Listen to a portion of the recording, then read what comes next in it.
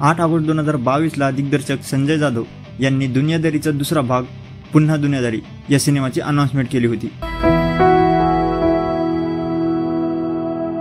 त्याचबरोबर असंही सांगण्यात आलं होतं की हा सिनेमा 2023 मध्ये प्रदर्शित होईल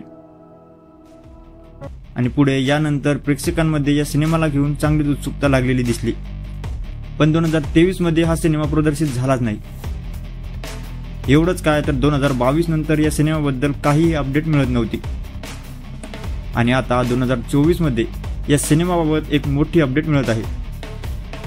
तर नुकतंच दिग्दर्शक संजय जाधव, अभिनेता स्वप्नील जोशी, अभिनेता अंकुश चौधरी आणि अभिनेत्री सई ताम्हणकर यांच्या एका नव्या सिनेमाचा मुहूर्त पार पडला आहे आणि अशी माहिती मिळते की हा सिनेमा दुनियादारीचाच दुसरा भाग असू शकतो।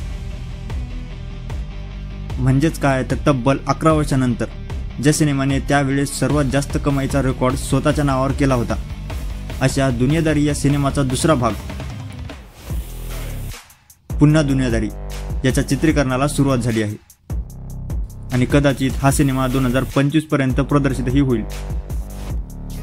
सुहास शिरवाळकर यांच्या दुनियादारी या कादंबरीवर आधारित दुनियादारी हा 2013 साली प्रदर्शित झालेला सिनेमा त्यावेळेस सर्वात जास्त कमाई करणारा सिनेमा बनला होता।